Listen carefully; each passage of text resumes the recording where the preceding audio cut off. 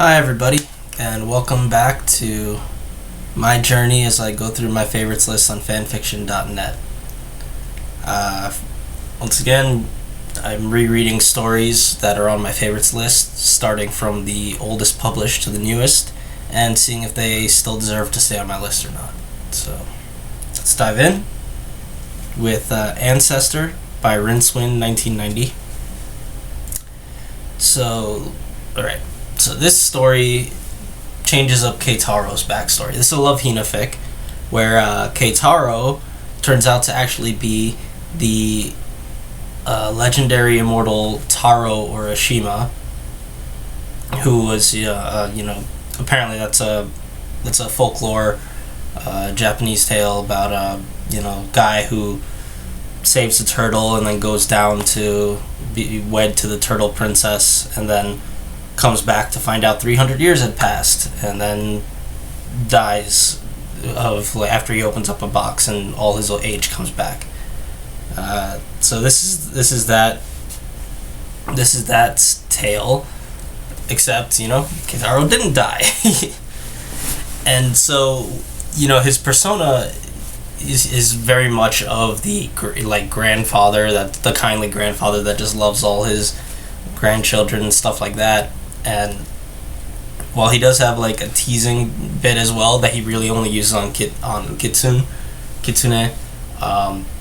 it's mostly just him being easygoing and just having a fun vibe and pleasant to be around nature that convinces all the girls to just enjoy being around him.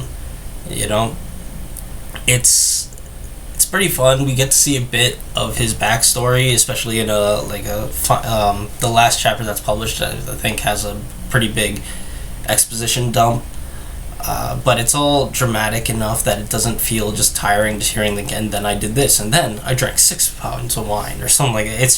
It's interesting, and seeing that what happened to him over the course of his life. His interactions with the girls are all entertaining, and just being just pleasant and everything going around is a nice change for a love hina fix where everybody gets along. The only other times that really happens is either it's way after all the abuse, or Keitaro just comes in there and he has a hard ass iron fist. So it's just a pleasant distraction that I really enjoyed, and it's going to stay on my list. Moving on, we have Madara Wants to Do What to the Moon by Sarah 1281, and this is a really short comedic one-shot about Naruto that takes place a little bit after Madara and everybody attack the five Kage summit or whatever, and basically it's a conversation that between Gaara and Naruto where Gaara explains what Madara's master plan is, and Naruto and Gaara both just keep poking holes at how stupid the plot gets later on in Naruto's canon. I really enjoyed it. I thought it was really funny because I agreed with a lot of points that Naruto gets really stupid later on. Not the character, but the plot starts getting pretty ridiculous. And if you got annoyed at the plot near the end with Madara wanting to do shit, wanting to put everybody in a it's stupid. And if you got annoyed, you'd poke this story as well, and it's gonna stay on my list. All right. Next is The Academy Phantom by Ghost Fang, and this is Rosario plus vampire, with Sukune swapped out with Danny Phantom right after he got his powers. So it's fine. It basically follows the standard Rosario plus vampire canon, aside from the fact that Danny will actually help more in the fights than other than just tearing off the rosary that Sukune does. Danny actually contributes a bit, but really in the end most of the fights end up being dealt with by Mocha anyway.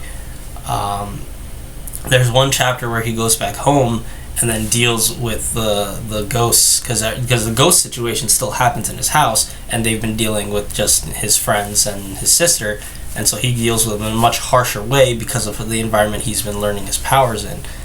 Which that was interesting, but everything else, the is not really anything special. It's an okay fic if you really just want Danny Phantom Rosario vampire stuff. That's fine, but you can skip this with no problems, and it's gonna fall off my list. More Harry Potter stuff now with Harry Potter and the Champion's Champion by Driftwood, 1965, and this is an alternate take on the Triwizard Tournament, where Harry decides he's not going to compete, and Hermione finds out a rule that, hey, if you're injured and you can't compete, you can make somebody else do it for you, and he wants Ron to do it, and yeah.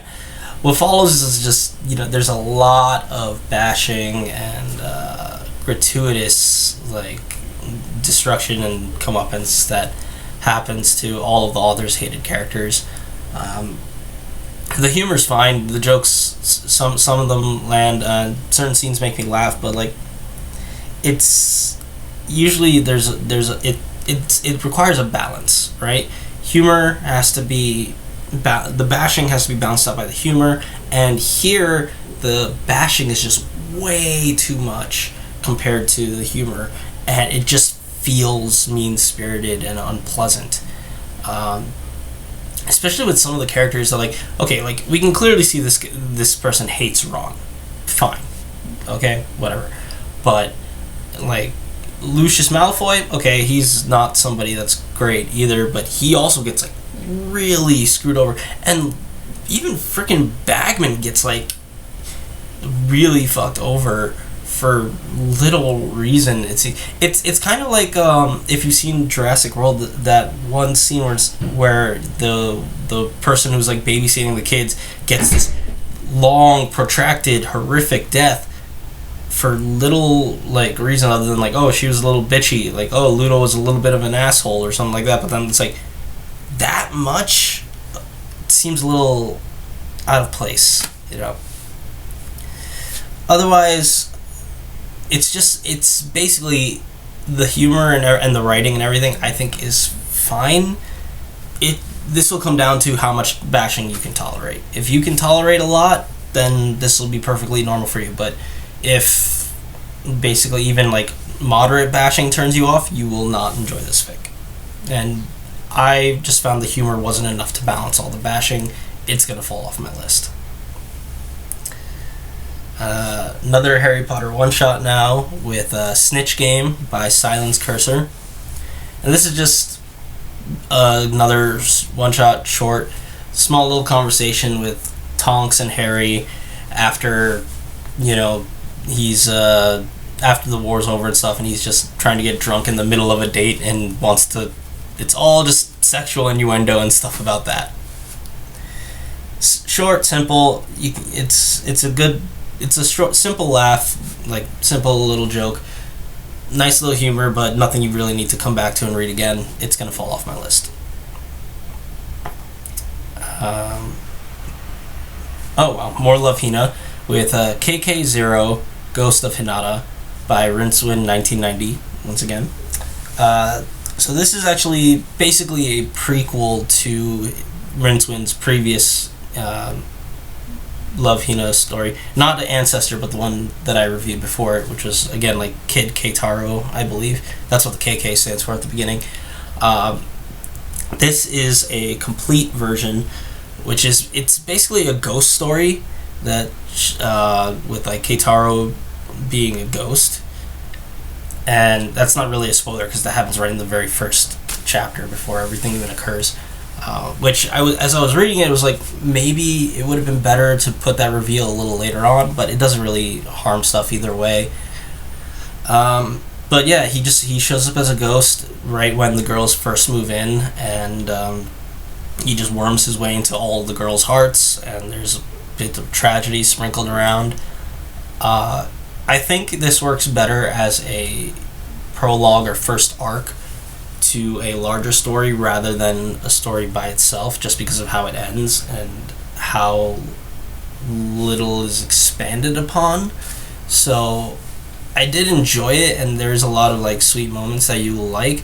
Just be aware you'll probably want to go like read this first and then continue the Kid Keitaro story